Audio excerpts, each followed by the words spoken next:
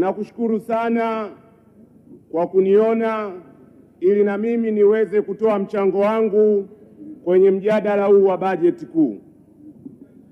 Mheshimiwa Mwenyekiti, kila asubuhi kiti cha Spika huwa kinatuongoza kuomba dua ya kuiombea nchi yetu na kuliombea Bunge. Wakati huo mimi huwa naitafakari sana ile dua. Dua ile imejaa maombi mengi, lakini sehemu inayonipa tafakuri kubwa ni pale ambapo tunamuomba Mwenyezi Mungu atujalie tuweze kujadili kwa dhati ili tulete manufaa kwa watu wote na ustawi wa taifa letu.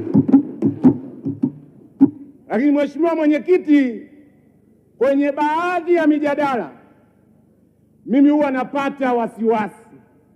Tunaelewa uzito wa dua hiyo? Kujaliwa kujadili kwa dhati sio jambo jepesi.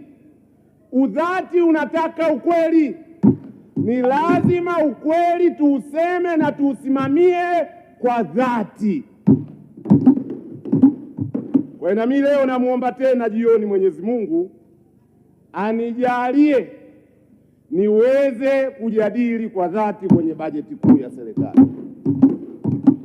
Mheshimiwa Mwenyekiti, nitakuwa na mchango kwenye maeneo machache.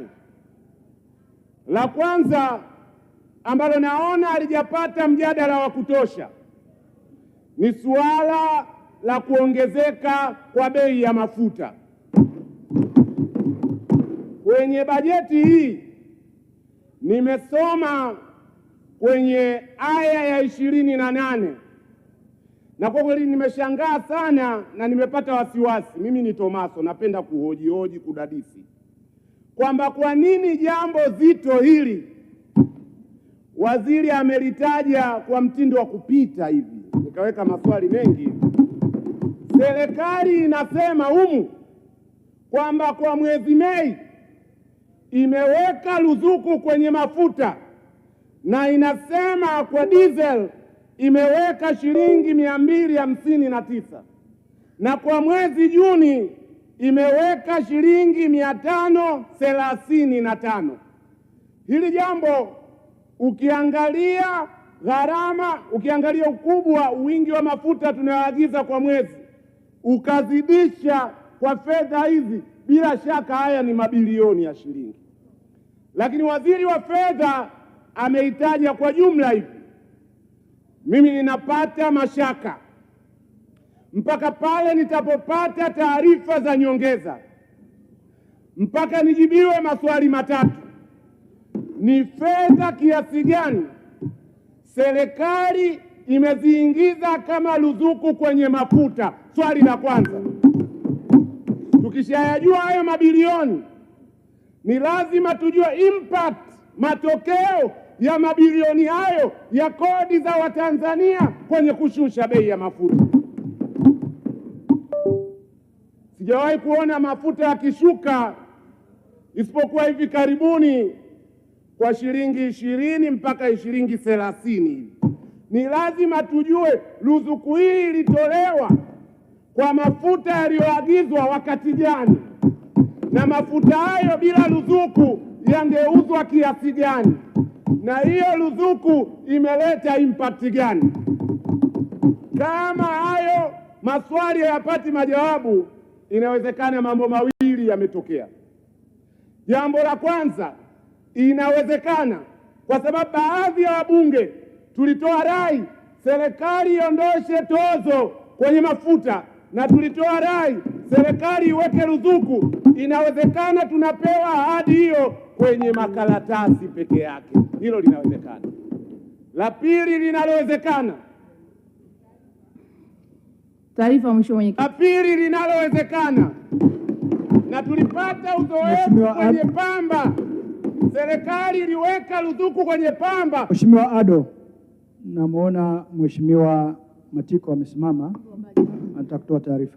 Mheshimiwa Mwenyekiti, nimesimama tu kumpa Mheshimiwa Ado taarifa alipokuwa anajaribu kuelezea kwenye ibara ya 28 kwamba ilitolewa ruzuku ya 259 Mei kwa lita, lakini na 535 Juni kwa lita.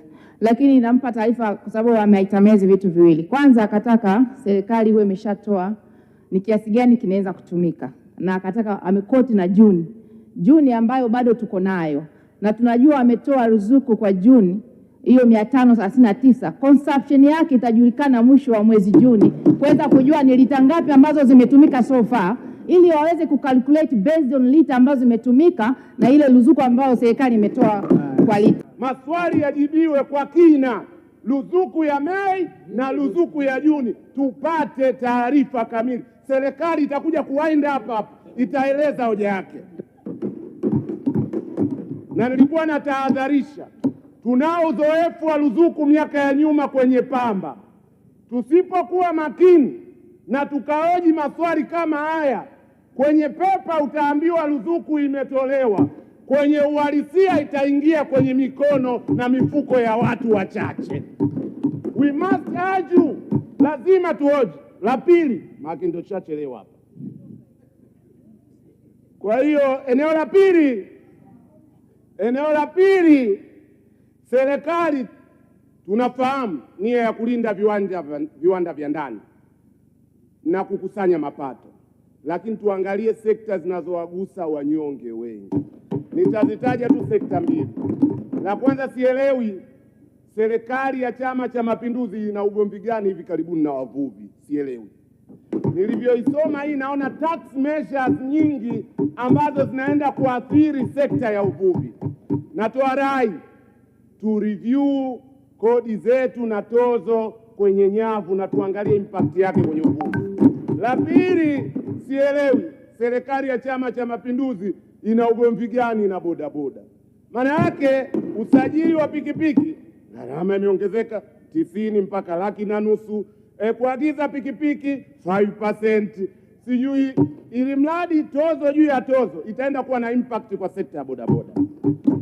Eneo la mwisho nataka kuchangia. Taarifa Mheshimiwa Mwenyekiti. Nimalizie mwenyekiti, kengele yangu. Taarifa. Mheshimiwa Mwenyekiti, nimpe taarifa Katibu Mkuu wa Chama cha ACT Mbunge Mheshimiwa Ado.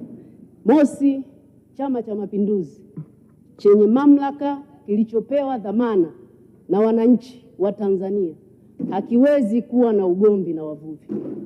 Kwa mipango thabiti ambayo Waziri wa Uvuvi aliitoa hapa kwenye bajeti yake, lakini kwa mipango ambayo imewekwa na Waziri wa Fedha, alichoshindwa kusema, tozo imewekwa kwa bidhaa ambazo zinaingizwa kutoka nje. Lengo ni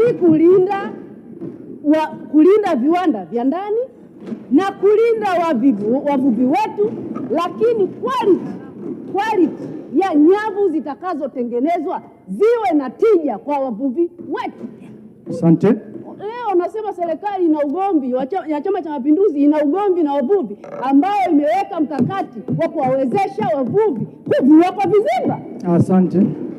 Mheshimiwa Ado Said Abo, unapokea taarifa yake kwa sababu pole.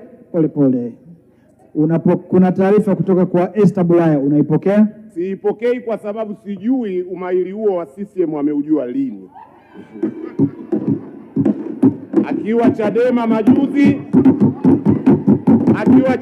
majuzi kama sasa. Ule niliyosema kujadili kwa dhati, mfano mmoja wapo ni huo hapo. Naendelea la mwisho, hoja ya mwisho mwenyekiti. Bulaya, naomba kaa chini. Hoja ya mwisho. Mwisho tatu nao nayo. Kaa chini. Hoja ya mwisho. Kaa chini. Haujapewa ruhusa. Hoja ya mwisho. Malizia. Hoja ya mwisho. Nimesoma hotuba hii kwa kina. Amani imetajwa mara 5. Katiba haijatajwa.